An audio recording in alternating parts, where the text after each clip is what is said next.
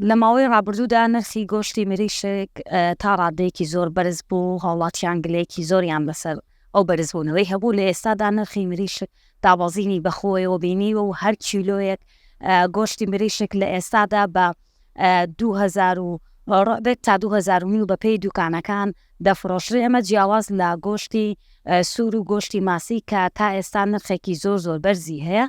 من ئێستا ئەچمە لای یەکێک لە دوکاندارەکان لە شاری سلێمانی، سڵاوت لێبێت ئەم کاتت باشتر کاڵێ، نرخی مریشک ئێستا چۆنە و ئەم بەرزبوونە و دابەزینەی نرخی مریشک هۆکارەکەی چییە؟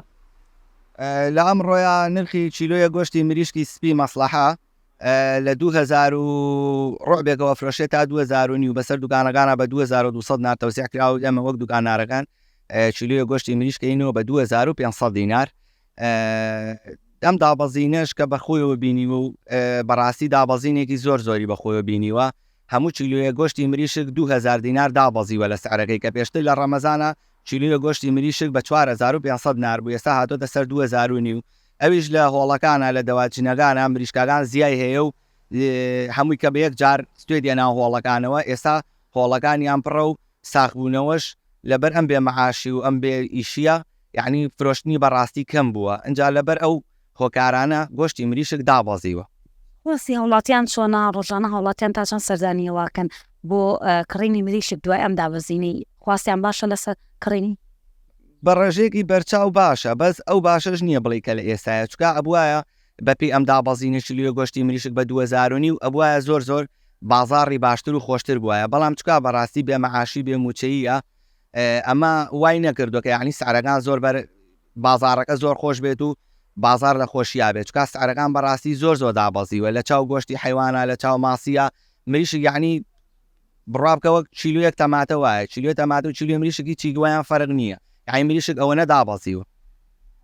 چەند هاوڵاتیان هەیە سەردانی تۆکە نرخەکە پرسن و تەنانەت 2009 پێنێ بۆ کیلۆیەک مریشک ئەگەڕێنەوە نایکات؟ وەڵی بڵێم ئەوە لای ئێمە تۆزێ شوێنەکەمان جیاوازترە، ئەو شتانە زۆر لە بازار هەیە. ئەزانم وەڵای من برادرمێ دوکانی هەیە لە شوێنە شعبیەکانە، ئەڵێکە یعنی چەنەها کە زیاد سعرە پرسێت و ئەڕوا و نایکڕێت لە ناو بازار، چەنەها کە سعرە پرسێت و نایکڕێت. لەم هەرزانی و لەم دونیێشە زۆرە بۆ هیوا هەیە کە مەعاشی نەبێت کیلۆ مریشک بە 1500 بێ زۆرەنەوە بە 2009. مریشک چیتر ئەفرۆشن لێرە؟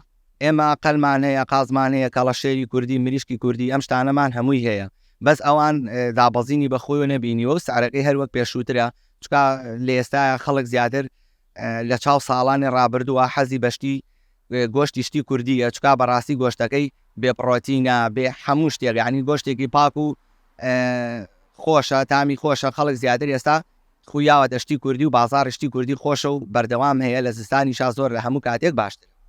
وەستەکە لە زستانە ئاتن زیاترە لەسەر بەرهەمە کوردەوارەکان بە تایبەت قەل و قاز. لە ئێستا شاکە بەرەوەرزی گەرما ڕنگ هەر ئەو خواستەی لەسەر ماوە وەکو قاز خواستی لەسەر نامێنێ لە گەرمای، چکا گۆشتەکەی ناخورێت و بە کەڵک نامێنێ قاز.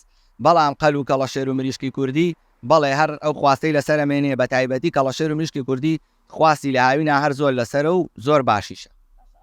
کەڵەشێر بە تایبەت قەل کە باسیەکەی هی کوردی، ئەم قەلانە مەسڵاحن یاخود هی کوردین و لەکوێ بەخێوەکرێن و لەکوێوە ئایکڕنەوەی فرۆشمە دووبارە لە بازاڕ؟ خۆی قەل چەند نەوعێکی هەیە، چەند جۆر و توخمێکی هەیە. قەلی کەشاوەرزی هەیە، قەلی کوردی عەسڵی خۆماڵی هەیە، قەلی بڕۆنزی هەیە، قەلی کەنەدی هەیە. ئەم قەلانە ئەنواعیان هەیە و هەر نەوع و توخمەش بە پێی کوردی و باشی و خراپیەکەی لە پارەکەیان فەرقەکە. قەلی کوردی سعری لە هەمیان بەرزترە و کە کیلۆیەکی تا 21,000 ڕوا تا 19,000 ڕوا، ئیتر بەپێی جوانی و باشی و چاکی قەلەکە فەرقەکە گۆشتەکەی. بەڵام من وەکو خۆم هەر لە مەنتیقەی ڕانێ و قەڵازەی هێنم، بەڵام هەشە لە شوێنی ترەوەی هێنێتتر هەیە، لە کەلارەوەی هێنێ، هەیە لە بەخاو لە جنوبەوەی هێنێت. بەس من وە خۆم لە ڕانێ و قەڵازەی هێنم و چەند ساڵێکە هەمووشۆی لەوەیەکەم. پیشەکەیان پێشبینیەکەن دوای زیاتر گەرمبوونی وەرز نرخی مریشک زیاتر داوەزێت یاخود بەرزە بێتەوە؟ ئەم سعرە هەموو ساڵێک تا دوا جەژنی قوربان هەر بەم سعرەیە و یعنی هەر تا ئەم سعرە ئەڕوات. بەڵام لە دوا جەژنی قوربانەوە کە دنیا گەرمی کرد چوینە مانگی حوتوانەوە سعرەکە بەرزە بێتەوانێ و بەرزبوونەوە بەخۆوە بینێ جارێکی تر، چکە کە گەرماهات بەڕاستی مریشک بە ناڕەحەت بەخێوەکرێت و ئەو کاتەش جنوب بەخا لە سلێمانی بارەکات لە سلێمانی دەوروبەری بارەکات و گۆشتی مریشت بەرزبوونەوە بەخۆیە بینێت دووبارە. کان خۆش بە زۆر بەڵێ وەکو کاکاوڕێش ئاماژەی پێکرد نرخی مریشک جێگیر نییە بەپێی بەرەمهێنان لە دەواجینەکان ئاگۆڕێت بەپێی کاتەکان و وەرزەکان پێشبینی شەکرێت ئێستا وەرزێکی فێنکە بەرەمێنانی مریش لە دەواجینەکانە بەرهەمێکی باشە پێشبینێکرێت لە دوای گرفبوونی وەرزەکە بەهۆی هەم زۆربوونی هەلاکەت لە ناو مریشکەکانە و هەم ئەوەی کە مریشک لێرەوە بچێت بۆ خوارد و ناوەڕاستی عێراق نرسی مریشک دووبارە بەرزبوونەوە بەخۆی و ببینێت.